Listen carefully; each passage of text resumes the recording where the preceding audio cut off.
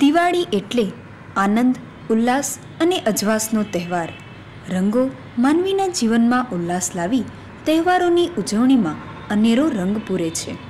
પ્રત્યેક માનવીના જીવનમાં પ્રત્યેક પાસા સાથે રંગોએ ગજબનું સંયોજન સાધી લીધું છે.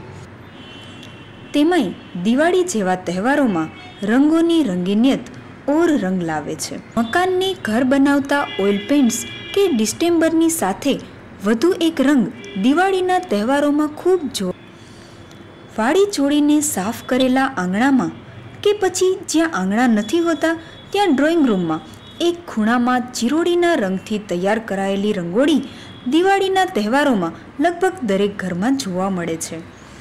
પોતાના આંગણાને સજાવવા ગૃહિણીઓ અવનવા રંગોની પસંદગી માટે આખી બજાર ફરી વળતી હોય છે. જોકે આજકાલ પાકા રંગોની રંગોળીઓ પણ ખાસ આકર્ષણનું કેન્દ્ર બની છે. વ્યક્તિ પોતાનો આનંદ કોઈને કોઈ રીતે વ્યક્ત કરતો હોય છે. લગ્ન હોય, વિજય સરઘસ હોય કે દિવાળી, ફટાકડા હંમેશા આનંદ અને ઉલ્લાસનું પ્રતીક રહ્યા છે. ફૂલઝર, વાયર, ચકરી, શંભુ કે બોમ્બ દરેક ઉંમરના વ્યક્તિઓના મનપસંદ બની રહ્યા છે. તેમાં પણ ખાસ કરીને પ્રચંડ ધડાકાઓ ધરાવતા અને સુંદર આકાશી રંગોળી સર્જતા બોમ્બ યુવાનોની પસંદગીમાં પ્રથમ સ્થાન ધરાવે છે. દિવાળીની શરૂઆતથી જ ફટાકડાની બજારો ધમધમી ઉઠે છે. આજકાલ બજારોમાં ચાઇનીઝ ફટાકડાઓની પણ સારી એવી બોલબાલા છે. જોકે ભાવમાં સસ્તા લાગતા આ ફટાકડા સ્વાસ્થ્ય માટે અત્યંત હાનિકારક સાબિત થાય છે.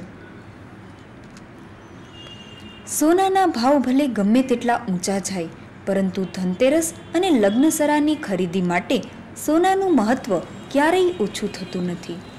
એમાં પણ ખાસ કરીને ધનતેરસના દિવસે લોકો પોતાના બજેટ પ્રમાણે સોનું ખરીદી શુકન સાચવી લેતા હોય છે. આ દિવસે સોની બજારની એક પણ દુકાન ખાલી રહેતી નથી. આ દિવસે સોનું પ્રતિષ્ઠાના પ્રતીક કરતાં માં લક્ષ્મીજીનો આશીર્વાદ વધુ બની રહે છે. ધનતેરસ, દિવાળી અને પછી ભાઈબીજનું પણ એટલું જ મહત્ત્વ છે.